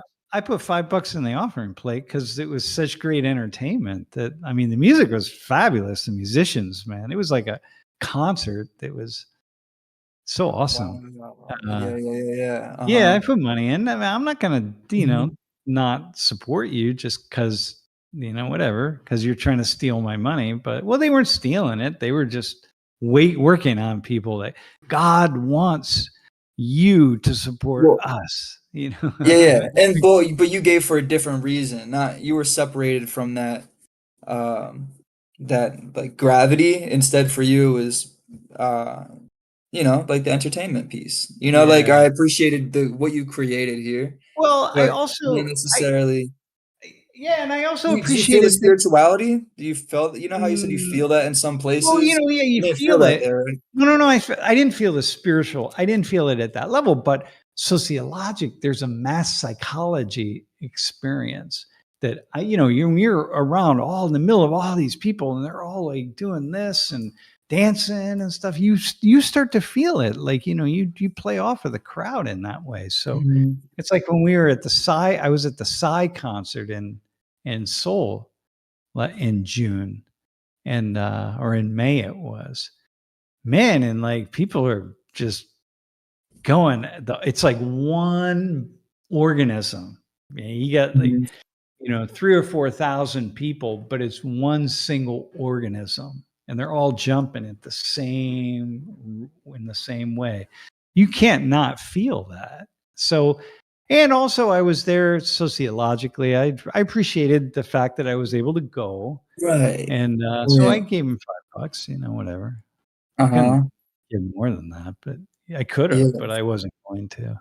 Only because they were trying to shake me down. I'm like, don't shake me down for the money, man. Don't guilt trip me. Yeah. And you don't need a jet. I never feel anything All when I'm right.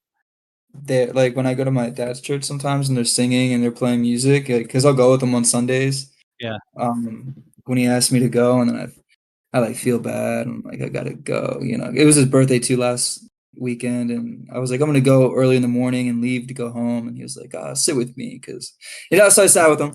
And usually I'm like, my mom used to like go like this, and she used to be like that, and like I really respect those that feel that. Yeah. But It's like when cool. I'm there, it's hard. I don't feel that same connection. Well, But it's very uplifting. It's a good thing. It's a good thing. It's good to feel that in the world, right? If you have the opportunity to feel some kind of connection to the spirit, then it's really it's I feel like I feel that without that. So not like yeah, I don't feel I like I can don't see need that it, with you. but I can know. imagine you can But, feel that without that. Yeah. and sometimes I'm like, What's how much is it projected? I don't know. hmm. Like there's been moments where I felt it, but like sometimes it's like, when is it authentic for me? I don't know. It's just Well, random, listen maybe. though, But it's the reason a lot of people go to concerts, to bands. That, look, if you just stay home and listen to it, uh,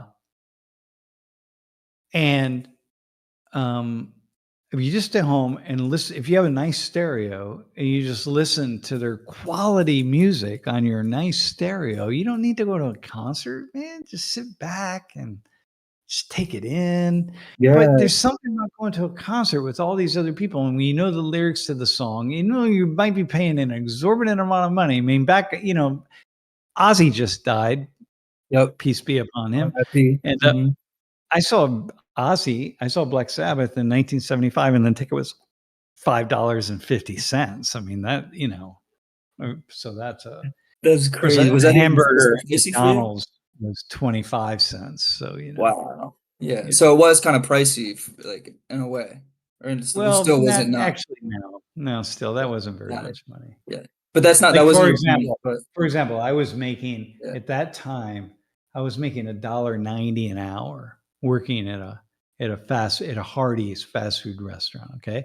So Hardee's. Okay. 1.90 minus taxes. So it's like I had to work 3 hours to buy that ticket. Okay. How Uh much huh. are the Beyonce tickets going for Oh my down in Philly? gosh, $400, Dude, I five was hundred in the front, dollars. I was right near the front row of Ozzy because it was festival seating, so I got there and saw Black Sabbath up close. So yeah, so Yeah. if you work at McDonald's, unless you work in Mhm. California, but you're working at McDonald's, and how many hours do you got to work to afford a ticket to Beyonce or who knows? I don't know, whoever Gosh, else it's you're going like to. Yeah. half your paycheck, quarter of your pay, Yeah. like a month. All It's right. crazy.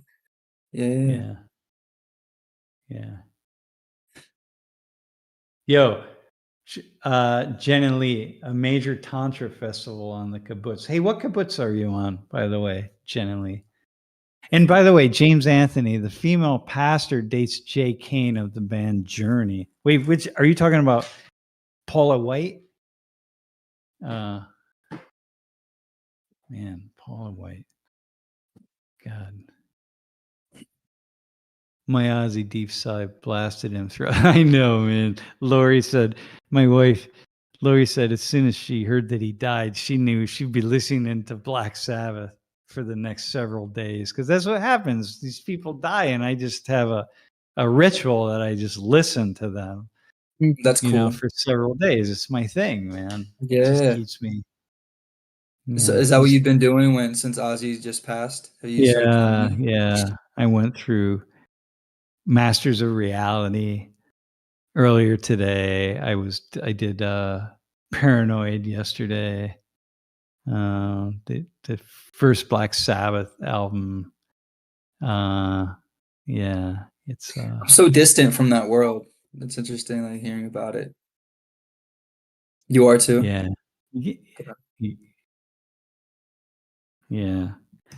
Wait, I'm looking at Jen Lee. I'm like wondering how you pronounce that. God, how do you pronounce that? G- Got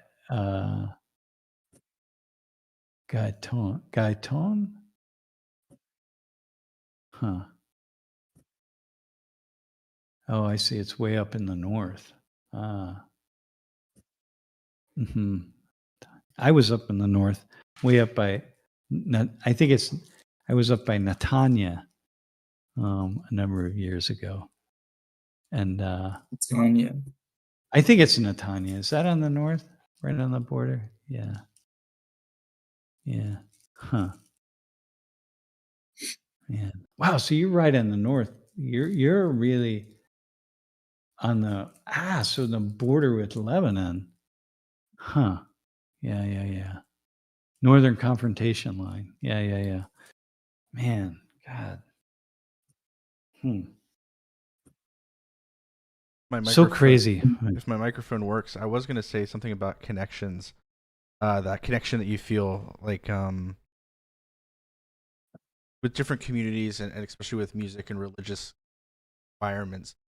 Pennsylvania is host largest Christian country Creation Fest. It's in Mount Union every summer, and it's like, you know, on their main night, it's like 30,000 people, 20,000 people, or something like that, in this massive field area, like going as far back as they can, like it's a sea of people, and you'll have, you know, your mainstream Christian bands like Skillet that will be the last performers, but before that they'll have like some worship service, and you just have that like way of connection, like pool, and they call it the spirit. Sam's called it the spirit, and it's really intoxicating a lot of people.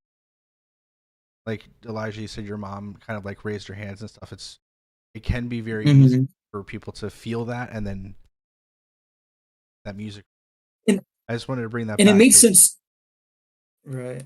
And also, that was like she had a bald head. That's when she was like going through cancer. You know, she was like really like also at that point. I think that was like what was connecting her too. But like even though Yeah, that's she cool. gave her testimony that time and everything, so that was definitely, I think, a big that was really helpful for her, you know, which I saw. But then, you know, I don't know, it's interesting like when I'm Ubering and like some of the people that I'm picking up, or like conversations that I have, and like and Yeah. they're like these uh white kids from like this very wealthy area, and I don't know, like, and sometimes like I'll hear like how they'll talk about like people that are outside of their group, or how they spoke of like a certain like race or ethnicity when I'm like listening to their conversations.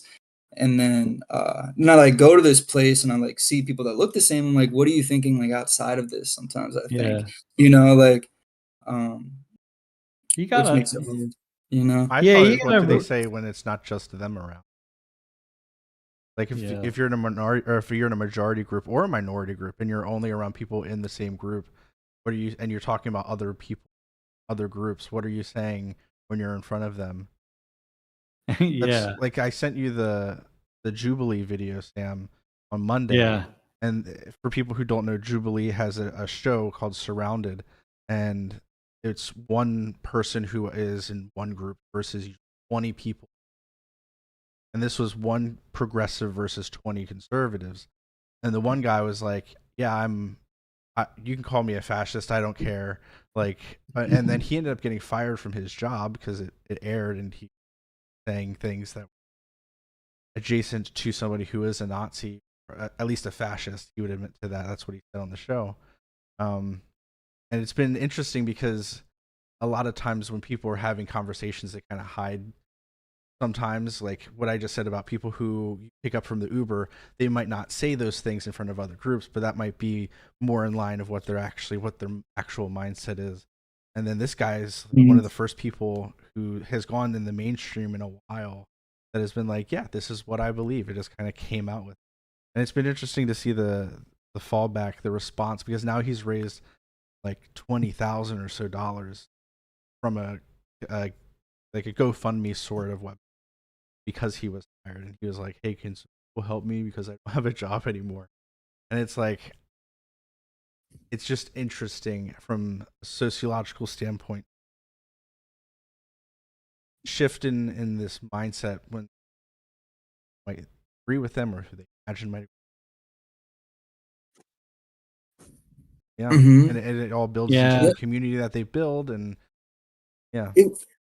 I had this story about when I picked up um these a group of guy and girls from this bar. And we were like hanging out, we were vibing, they loved me, you know, we were like really having a good time. They invited me to their house, right? And so I was like, all right, you know what, like I'm a very open person, so I was like, whatever, you know, and I hung out with them for a little bit. And we started having uh we were talking, you know, and like when I went into their house, they like in the basement they had like a cardboard cutout of like Donald Trump, you know what I mean? It was like kind of vibing like this, and Oh, what that some of that the one cutout where Trump does this. Yeah, yeah, I yeah, like we that. did that. Yeah, yeah, And yeah. we were having I got into this one conversation with this woman about like uh you know, about just like Catholicism and you know, and then like they were also and just like how they believed, you know, it can't be any other religion outside of like Catholicism if you're in the United States, and there were the way that they were commenting on like other races, you know what I mean, or was just, and I was just like a part of it. I was in this, and I was like, whoa, man, like just seeing how you're thinking because I'm in your group right now, you know, Right. was like, and I was just like kind of, I felt like a chameleon, you know what I mean? Yeah, Just like a kinda fly like, on the wall. Yeah. yeah. And it was like, whoa, you know, like they made us like a comment about a certain race. There was like, as long as you're not in my house. I'm like, in my head, I'm like, whoa, you Oh know? man. I Yeah. know I so rarely get to have those experiences because increasingly, I suppose I could, but increasingly everywhere I am, not everywhere, but places where I end up being, people know either people I know or they know me. And so people are always, I have the feeling that people are mostly watching there, Mm. like thinking Mhm. about what they're censoring what they say. Right. Yesterday I played golf Yep. with a guy who sometimes I'll just pair up with someone on the golf course. And yesterday I paired up with this guy from upstate New York, and he didn't know me. I just told him, yeah, I teach at Penn State, but I didn't say anything. And Right. so I got to, really nice guy. He's a former retired CO from corrections officer from upstate New York, and just good dude, really nice guy, great golfer. But he didn't know, he didn't have any sense of who I was, so I felt like I was just getting him, Yeah, yeah. And then a week and a half ago, I paired up with a guy, but at some point I had said that I taught this class, and what he asked what class it was, and I told him, and he said, "Oh, maybe my daughters have had your class." And then he texted his daughters. He had about 5 kids that went through Penn State, and like 2 or 3 of them were like, "Oh yeah, we had social 19." So then I was no longer anonymous with him, right? So Right. I didn't get Might be, that opportunity to be a fly on the wall, and I so often want to yeah. be That that. is, Yeah, wow. Yeah, because I'm sure you like you've had so many opportunities of being that, but then as you're getting more notoriety, like when I was at the festival, the Bollesburg Festival, the Peaceful, I forget what it was called. It was the fair 2 weeks ago that was happening at the same time as Arts Fest, but it was over yeah. in Center Oh County yeah, it's or called the Center Hall. Alternative Fest or whatever. I don't know. Yeah, People's People's Choice Fest. Choice. Yeah, when Yeah. I went there to like recruit um for the dialogues, one of the guys that was from like 2 hours away, I was telling him like, my job, and I think you came up somehow, and he was like, oh yeah, like I know that guy, you know. And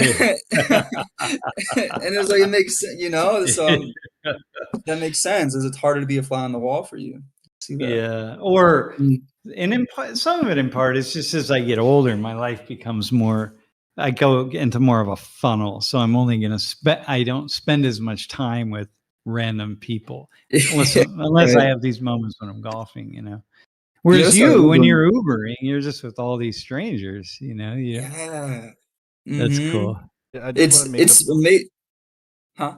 I did want to make the point that it might not be like a malicious thing. Like I think that somebody might be able to hear what I said as like it's a malicious thing, censor themselves, but I don't think it's that. I think it's just We just do that, right? it's your social awareness of your environment, Yeah, yeah. how you can navigate, especially on like really controversial.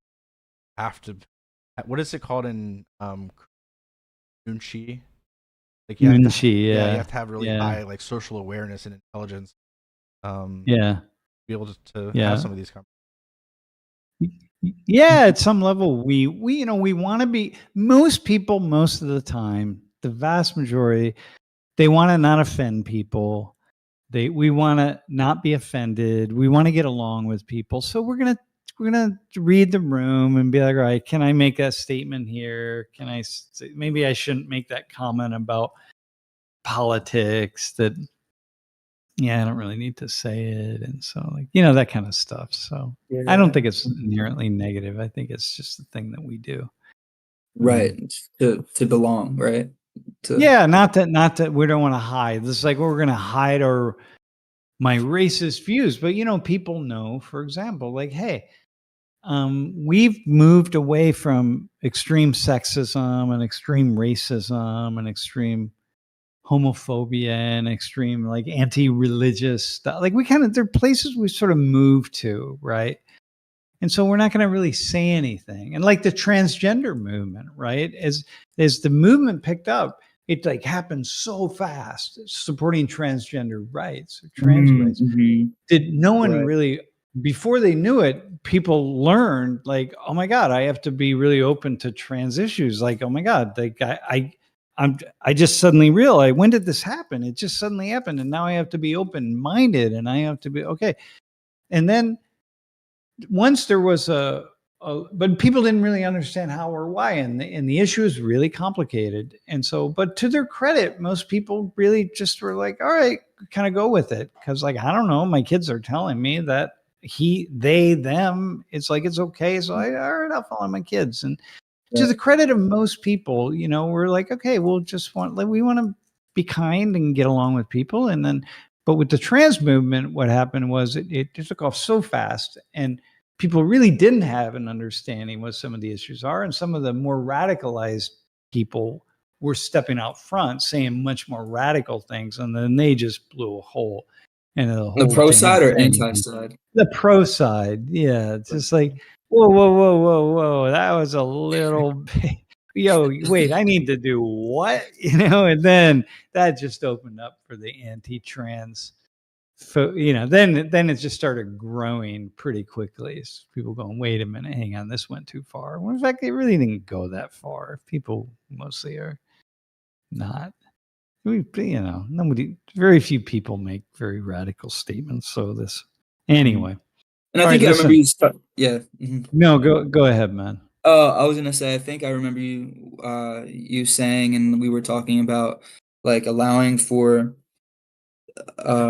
like a transition period. Like we just can't expect people to like just hop on board to like people that are trying to that want to be open, or at least they don't want to offend people. Like you just can't expect people to hop on board so quickly to something so new to like our reality, right? It seems like it doesn't. Yeah, like when we finally get to a place where factory farm meat is really absolutely unethical and completely 100% wrong, and we maybe not, but I have the idea that we're at some point we're going to get to that, because we just are. It's going to be this thing that we just get to, and it's going to blow open the things, but most people are going to be like, wait, what is this? And it's going to be really hard, but that's my take on it. Not that I'm saying we should get there. Okay. I'm just saying I have the idea sociologically that we will. Yeah. Because then that's like questioning how people like are viewing life outside of just humans, right? Yeah. And animals aren't just meat, but they're life. The sentient life, man. Yeah. No kidding, man. All right, listen, it is almost, we've been rocking and rolling for going on 2 hours now, and I gotta go take care of a couple things. So I don't know what I have to take care of, but I have to take care of a couple of things, because I haven't been on. You gotta stop the drilling. I haven't checked my email. I gotta respond to Jenna Lee's email. So whatever. All right, listen, y'all, we'll see where we go next time. This time, wow, who would have guessed we were going to go to the Contras and all of that? Yeah, that was cool. That was cool. Yeah, how crazy is that? Bring some of this up in class sometime. The problem is, the problem is people won't be able to follow, man. And then they'll just get on their phones and like, I can't talk about this stuff. Bet on this. All right, permadeath. Take it easy, everybody. And just shout out, listen to some Black Sabbath in the next couple of days. Ozzy, we loved that. I felt a blip on the screen when he died, or I was golfing, and I felt something shake in the. Wow, in the The force field ether. of the world. Yeah, Yeah. the force Wow, that's field. crazy. Yeah. Wow. Yeah. Crazy, man.